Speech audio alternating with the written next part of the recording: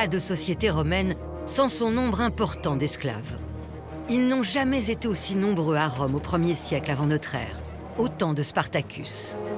Des choses dotées de paroles, propriété privée d'un maître qui peut les utiliser sans aucune restriction. Ce qu'on est censé faire quand on est maître d'un esclave, c'est le nourrir, le vêtir, faire en sorte qu'il reste à peu près en bonne santé, lui permettre d'avoir des relations sexuelles, mais de manière assez cadrée. Généralement, c'est pas la fête tous les soirs. Et ensuite, selon les compétences et le physique qu'on a, on va pas pouvoir avoir accès à tous les métiers.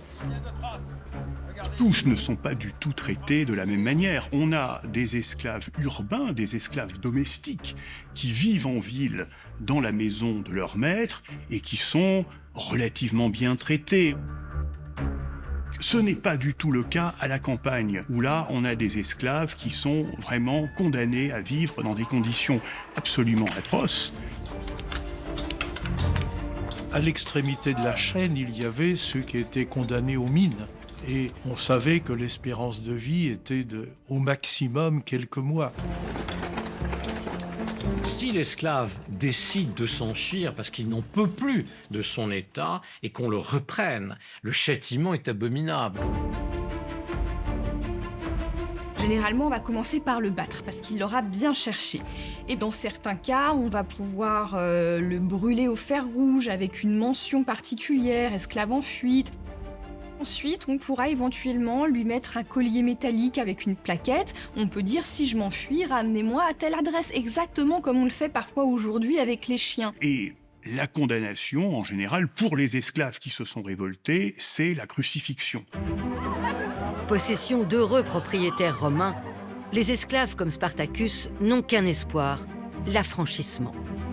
Un nirvana à atteindre parfois au bout de longues années de loyaux services. À Pompéi, l'une des plus belles villas de la cité est justement celle de deux affranchis, les frères Vétéi. Pour ces anciens esclaves, rien n'est trop beau, rien n'est trop cher. Il faut exposer cette toute nouvelle réussite et surtout leur liberté. Ils ont fait fortune dans le commerce du vin et des produits agricoles. Ils sont devenus très très riches et ils tiennent à ce que cela se sache. Alors on est accueillis dans l'entrée de cette maison par une représentation très étonnante du dieu Priape, qui est un dieu parfaitement reconnaissable à son sexe démesuré. Il est censé chasser le mauvais œil, le mauvais sort. Et alors, de ce côté-ci, on a une inscription que peu de touristes voient. Il s'agit d'un panneau publicitaire pour une prostituée. On lit « Eutychis la grecque », fait des choses agréables pour 2 as, ce qui est une somme vraiment modique.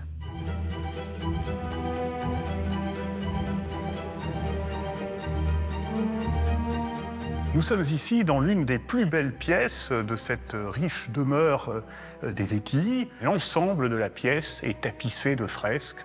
Il n'y a aucun espace laissé vide.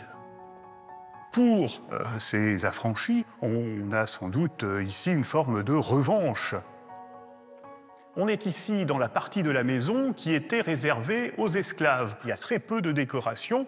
On a 4 chambres où s'entassaient les esclaves. Ils étaient sans doute 2 ou 3 par chambre. Et puis là, on arrive dans une petite pièce où on a la représentation d'une prostituée qui est assise sur un homme.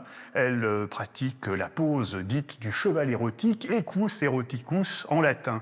C'est sans doute Eutychis, la prostituée dont on a vu le panneau publicitaire à l'entrée, qui travaillaient dans cette pièce. Donc tout était bon pour les frères Vétii, pour accroître leurs revenus, mais on peut quand même supposer qu'ils laissaient à la prostituée une partie de son salaire. Elle pouvait espérer être affranchie après peut-être 10 ou 15 ans de prostitution.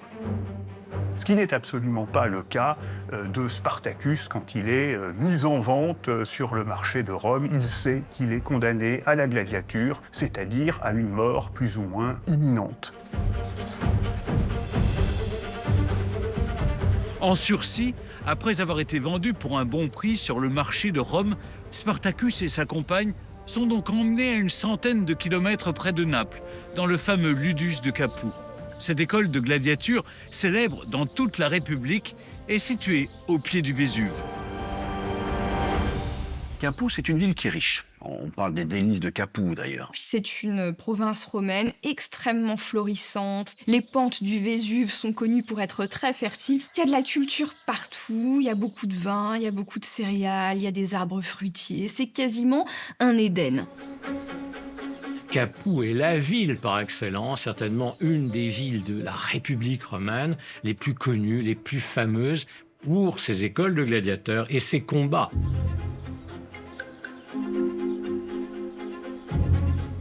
On n'a pas retrouvé le ludus de Spartacus à Capoue, mais on peut se faire une bonne idée de l'organisation et de l'architecture d'un ludus grâce à ce ludus ici à Pompéi.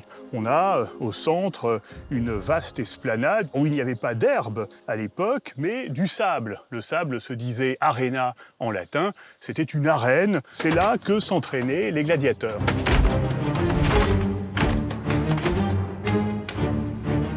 Et puis alors, tout autour, on a un portique, des colonnes avec un toit, et puis c'est là que se trouvaient les chambres, les cellules des gladiateurs.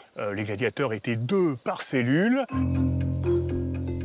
Alors il y avait aussi une cuisine, un réfectoire et une prison où on a découvert ici, à Pompéi, des fers pour attacher les fortes têtes.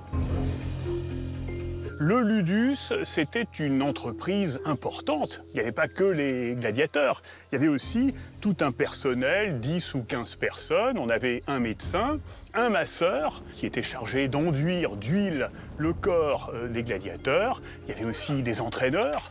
Ce sont d'anciens gladiateurs qui ont survécu. Et puis, il y avait des gardes aussi pour surveiller les gladiateurs et des femmes qui étaient là pour les servir.